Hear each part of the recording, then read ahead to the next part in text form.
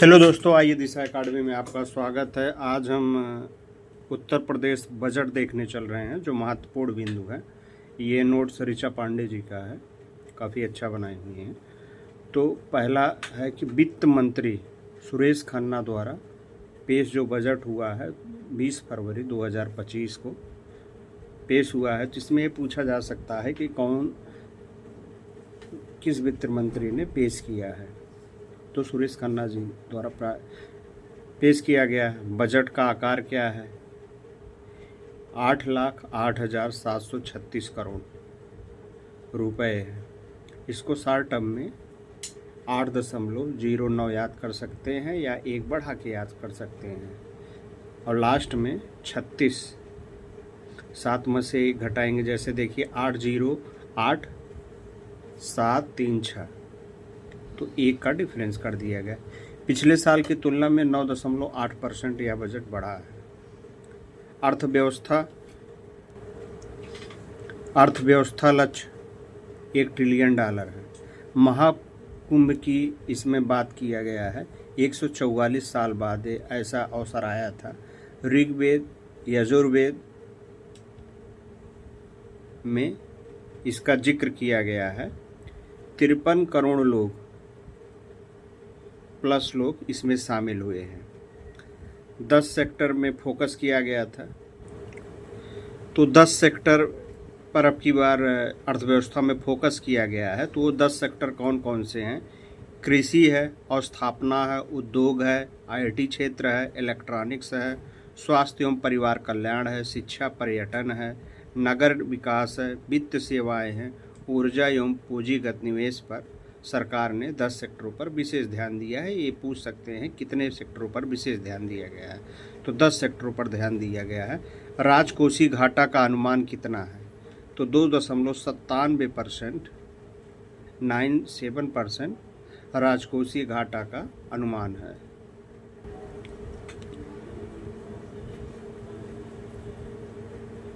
UP ने achievements क्या किया गया है? तो 2014 से 15 से 2022-23 की अवधि में राजकोषीय स्थिति में यूपी फ्रंट रनर अप रहा। श्रेणी में अपने शामिल रहा नीति आयोग के। फिजिकल हेल्थ इंडेक्स स्कोर में 2022-23 में 45.9% है। नीति आयोग द्वारा 14 से 19 में 37% था। 2023-24 में यूपी की जीडीपी वृद्धि दर 11.6 है। इस दौरान भारत की 9.6 है।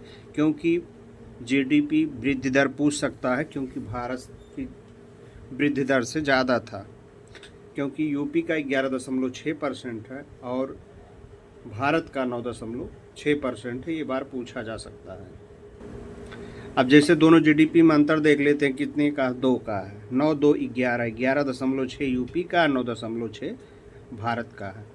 बजट का खर्च होगा अवस्थापना पर 22%। पूछा जा सकता है कि अवस्थापना पर कितना परसेंट या सबसे ज़्यादा किस्मत पर खर्च किया गया। दूसरे पे शिक्षा पे 13%, कृषि संबंधित क्षेत्र पे 11%, चिकित्सा व स्वास्थ्य पर 6%, सामाजिक सुरक्षा कार्यक्रम के पर 4% खर्च करने का लक्ष्य रखा गया है। जो हमारे राज्य को ज़्यादा ऊपर ले जा सकती है, शिक्षा एवं कृषि दोनों की बजट को कम कर दिया गया। स्वास्थ्य को तो और कम कर दिया गया है, क्योंकि प्राइवेट सेक्टर को हमको आगे ले जाना है।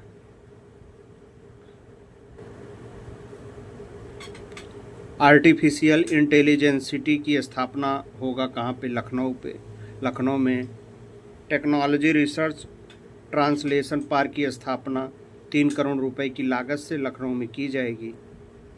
साइबर सिक्योरिटी हेतु 72 जिलों में एक जनपद एक खेल संचालित किया जाएगा। जीरो पॉवर्टी अभियान शुरू किया जाएगा 20 अक्टूबर 2024 से। निर्धनता परिवार की वार्षिक आय कम से कम 1,25,000 तक करने का प्रयास किया जाएगा। 250 करोड़ आवंटित किए जाएंगे।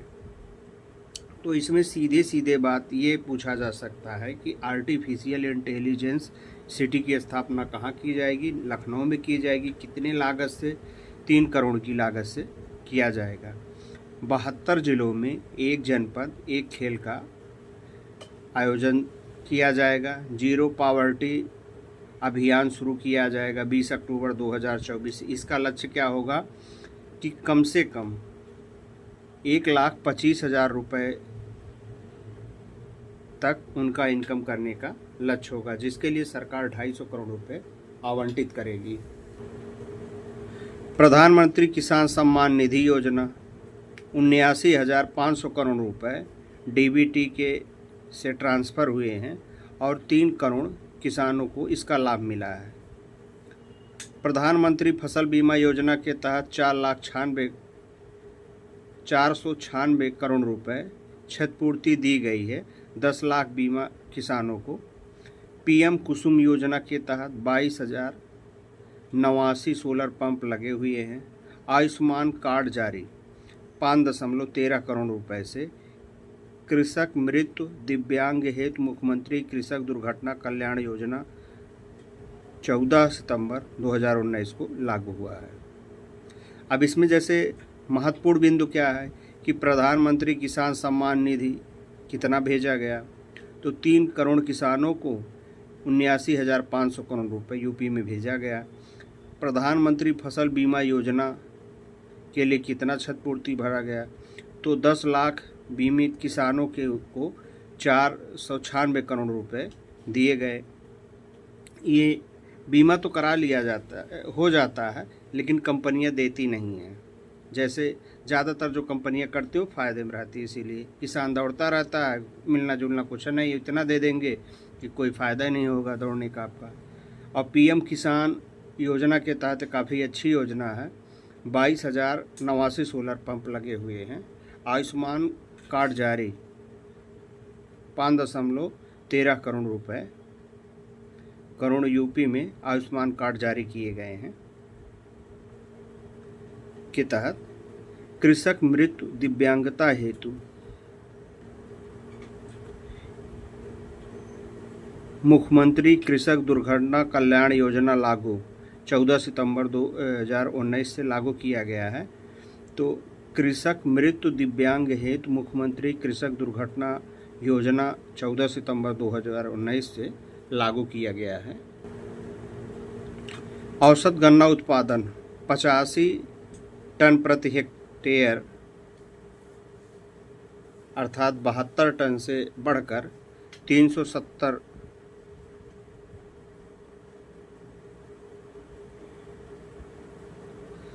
औसतन गन्ना उत्पादन 85 टन प्रति हेक्टेयर पहले क्या था, या 72 टन था, जो बढ़कर जो है 85 टन हो गया है। इस समय जो गन्ना मूल्य है 370 रुपये प्रति कुंटल की दर से दिया जाता है, से 43,364 रुपये प्रति हेक्टेयर आय वृद्धि की गई है। क्योंकि जो बिगहे में ये बता रहे हैं कि किस दर से वृद्धि की गई है। बजट में इस साल आवंटन 475 करोड़ रुपए का आवंटन किया गया है। तो आपसे पूछा जा सकता है कि कितने टन की वृद्धि हुई, तो 72 टन से 85 टन हो गया और इसका मूल्य 370 रुपये कर दिया गया है। महिला एवं बाल विकास उत्तर प्रदेश राज्य ग्रामीण आजीविका मिशन के द्वारा 96 लाख प्लस परिवार की महिलाओं को कवर किया गया है। महिला एवं बाल विकास मंत्रालय के द्वारा बीसी सखी योजना 39,556 बीसी सखी द्वारा डिजिटल वित्तीय लेन देन चालू किया गया है। प्रधानमंत्री उज्ज्वला योजना 1.86 करोड़ कनेक्शन, अब तक 2 लाख सिलेंडर फ्री दिए गए हैं। तो प्रधानमंत्री उज्ज्वला योजना इतना ज़्यादा गैस महंगा कर दिए हैं कि सिलेंडर लेना गरीबों के लिए नामुमकिन हो गया है। उसके बाद भी योजना चल रही है और काफ़ी सुचारू रूप से चल रही है। प्रधानमंत्री उज्ज्वला योजना 1.86 करोड़ कनेक्शन देकर लखपति महिला योजना के तहत 31 लाख महिलाएं चिन्हित और 2 लाख महिलाएं लखपति बन गई हैं। लखपति महिला योजना के तहत 31 लाख महिलाएं चिन्हित की गई हैं, जबकि 2 लाख महिलाएं प्लस लखपति बन गई हैं। उच्च शिक्षा प्राप्त कर रही हैं मेधावी हो स्कूटी योजना भी चलाया गया। उच्च शिक्षा प्राप्त करने के लिए मेधावी छात्रों को स्कूटी योजना चालू किया गया है। स्वामी विवेकानंद युवा सशक्तिकरण योजना के तहत 49.86 लाख टैबलेट वितरित किए गए हैं। तो ये पूछ सकता कितने टैबलेट वितरित किए गए हैं, तो 49.86 लाख टैबलेट वितरित किए गए हैं। प्रधानमंत्री शिक्षुता प्रोत्साहन योजना के तहत 2024-25 में 54,833 प्रशिक्षण किए गए हैं। प्रधानमंत्री शिक्षुता प्रोत्साहन योजना के तहत नवाचार हेतु इनोवेशन फंड स्थापित होगा, जिससे कि जो शिक्षुता लोग हैं वो लोग उससे कुछ कर सकें। महत्वपूर्ण बिंदु देख लेते हैं। बलिया बलरामपुर में स्वशासी राज्य चिकित्सा महाविद्यालय हेतु क्रमशः 27 करोड़ और 2500 करोड़ रुपए आवंटित किए गए हैं। बलिया में 27 करोड़ और बलरामपुर में 25 करोड़ रुपए चिकित्सा महाविद्यालय हेतु वितरित किए गए हैं। 2025-26 में महायोगी गुरु गोरखनाथ आयुष विश्वविद्यालय कार्य पूरा होगा। अयोध्या में राजकीय आयुर्वेदिक महाविद्यालय का निर्माण कार्य पूरा हुआ। कहाँ पे पूरा हुआ, ये क्वेश्चन पूछ सकता है कि अयोध्या में राजकीय आयुर्वेदिक महाविद्यालय का निर्माण कार्य पूरा हुआ है, क्वेश्चन पूछा जा सकता है। वाराणसी में राजकीय होम्योपैथिक कॉलेज की स्थापना की गई। राज्य में 8 state of art centre of excellency केंद्र बनेंगे। देश में 8 state of art centre of excellency केंद्र बनाए जाएंगे। और वाराणसी में होम्योपैथिक कॉलेज खुला क्योंकि पीएम का केंद्र यहाँ से चुनाव लड़ते, इसलिए काफ़ी इम्पोर्टेंट हो जाता है। पहले Sanjay Gandhi post graduate institute medical sciences IIT Kanpur Noida परिसर।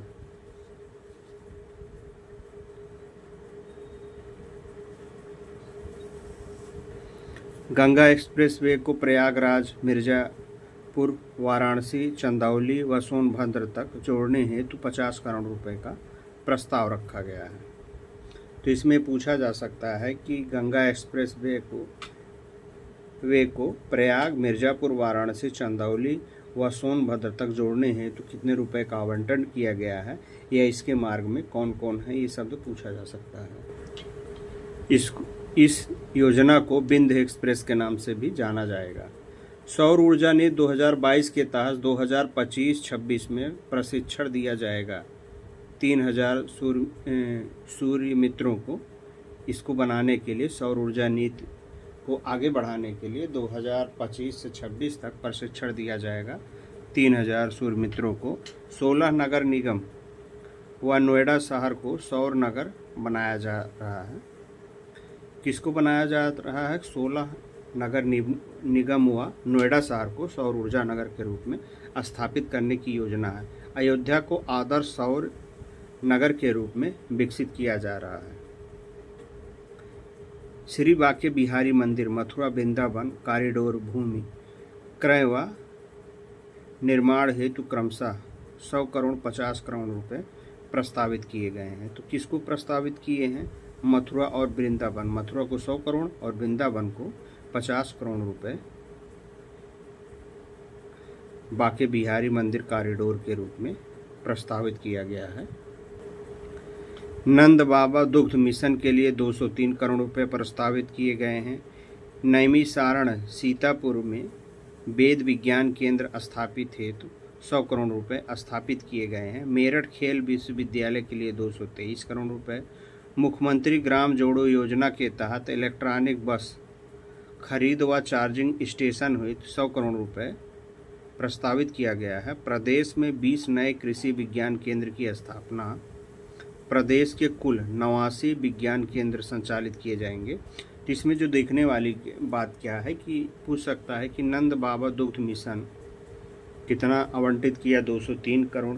नैमिषारण्य सीतापुर में वेद विज्ञान केंद्र स्थापित किया जाएगा, क्योंकि नैमिषारण्य जो है काफ़ी प्राकृतिक दृश्य से संपन्न है, तो इसलिए वहाँ पर वेद विज्ञान केंद्र स्थापित किया जाएगा 100 करोड़ में।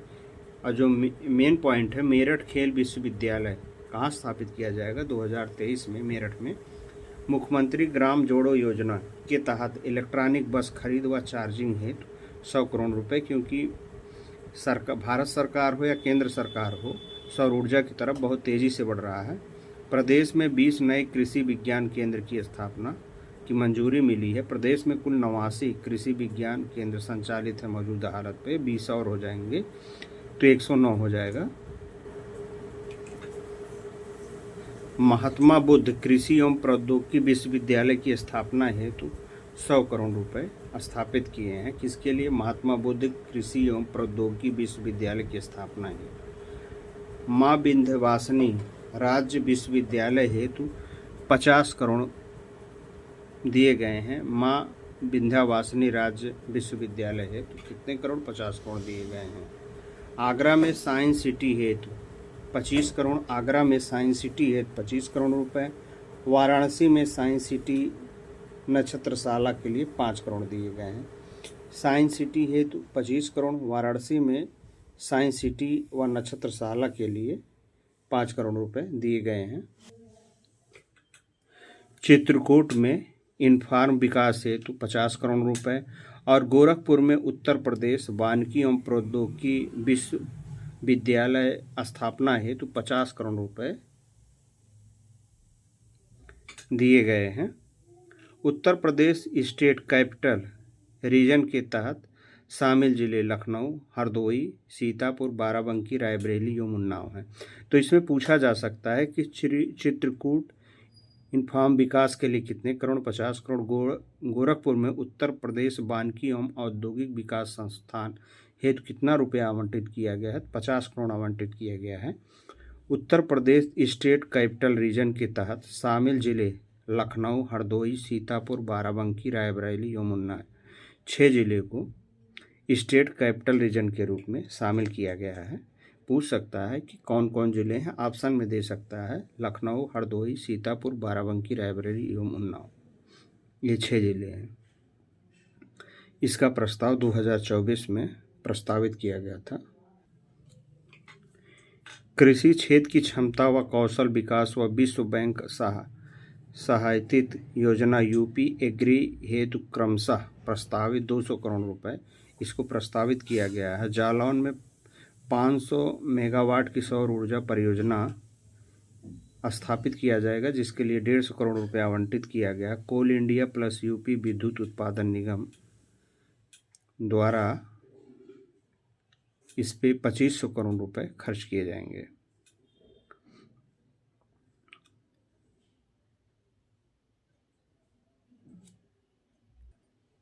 गरौठा झांसी में 200 मेगावाट सौर ऊर्जा स्थापित हेतु 80 करोड़ रुपए आवंटित किए गए हैं और एनटीपीसी ग्रीन एनर्जी द्वारा कुल 500 करोड़ रुपए इस पे खर्च किए जाएंगे, क्योंकि यूपी अपने तरफ से नहीं कर रहा है, अन्य संस्थाओं की मदद से कर रहा है।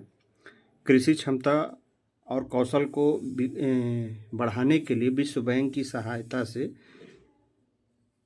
यूपी एग्री हेतु क्रमशः प्रस्तावित जो पैसा है 200 करोड़ रुपए है और जालौन में 500 मेगावाट सौर ऊर्जा जो बनाने जा रहे हैं तो वो 150 यूपी सरकार करेगी, बाकी कोल इंडिया और यूपी मिला के टोटल 2500 करोड़ रुपए खर्चा इस पर किया जाए, 250 करोड़ रुपए खर्चा किया जाएगा।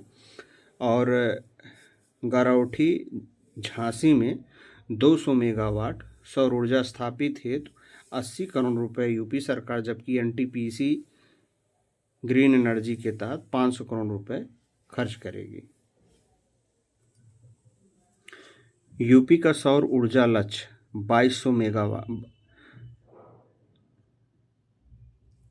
22,000 मेगावाट 5 साल में लक्ष्य प्राप्त करने का लक्ष्य है। इस तरीके से आगे बढ़ रही है। अगर आप लोगों को अच्छा लगे तो हमारे चैनल को लाइक एवं सब्सक्राइब करिएगा। जय हिंद, जय भारत।